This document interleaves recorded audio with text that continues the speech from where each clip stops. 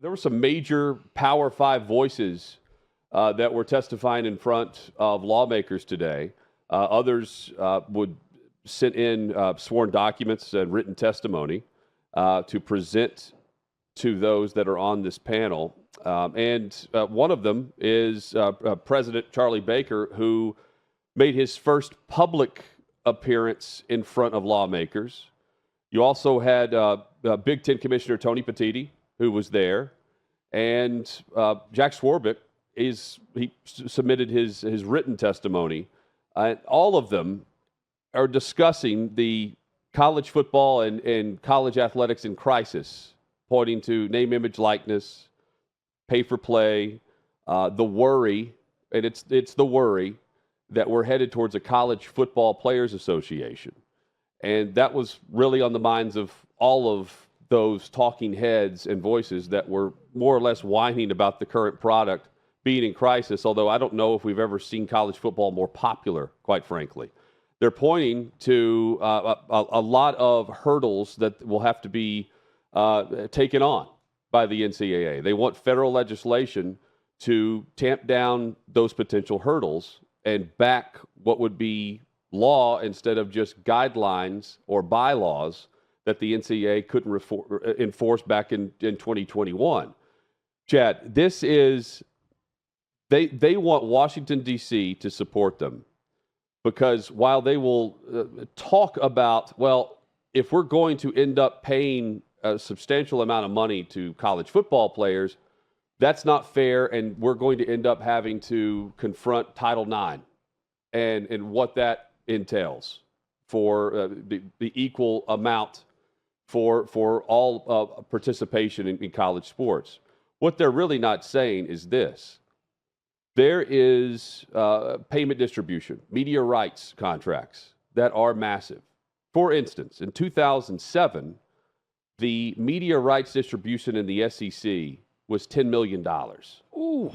It is now, as of last year, $53 million. Ooh. 42 to 45% That's on per average. school, by the way. Per school. 42 to 45% of all Power 5 conferences. That percentage of, let's say, the SEC, 52, 53 million, 42 to 45% goes to not student aid or athletes' participation from the university side of things. No. That's the percentage that goes to coaches, the support staff, the administration, and, oh, by the way, severance packages and buyouts to coaches that they've let go and fired. 42 to 45% of the athletic budget goes to that, not to the players. The players are getting about 9% of the athletic budget that the university puts out. And when you think about it that way, they want federal legislation to, at minimum, put a cap on the percentage that can be paid out to the athlete. So that now, in 2029, the assumption is that we're going to have the SEC making $104 million per school in media rights deals. $104 million. It was $10 million in 2007. And they somehow had an athletic budget that could be manageable then. And it's certainly going to be manageable in 2029, just like it is right now. And what they're not coming out and saying is, we want the collectives done away with. We don't want to see the athletes viewed as employees, and they certainly don't want to see a players' union.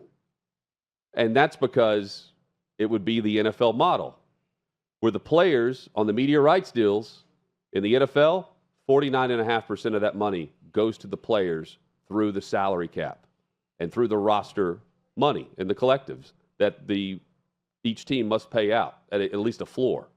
College doesn't want to see that. And it's not because they need to maintain all these sports.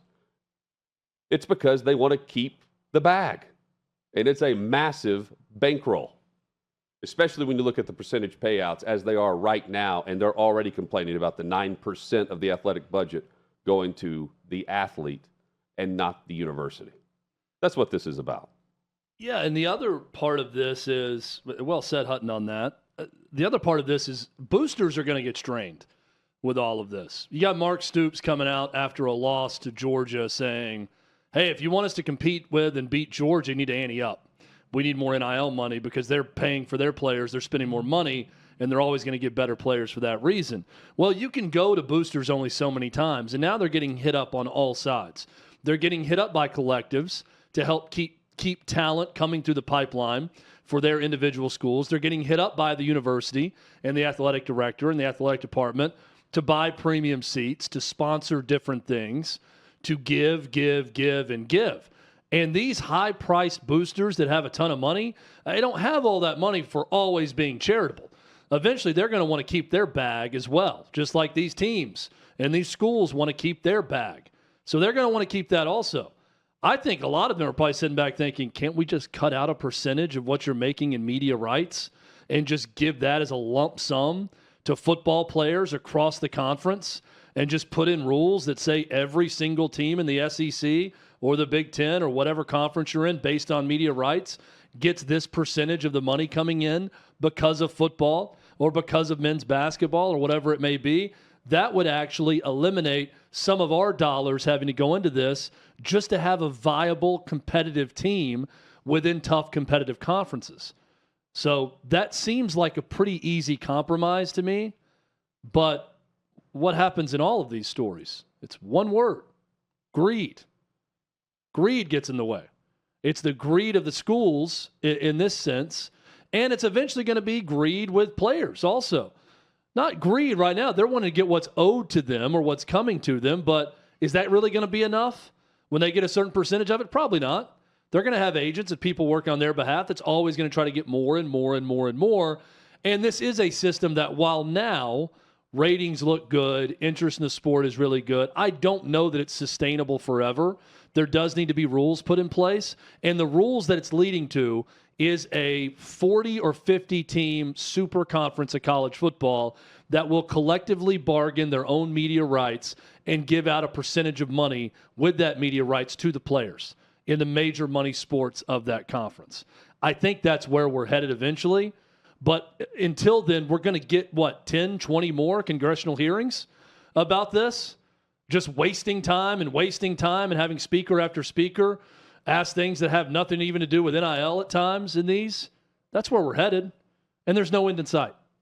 That's right. And the other thing just to keep in mind here is the same leaders of college athletics, the same commissioners and leadership of the NCAA who has allowed the networks to control where we're headed with everything.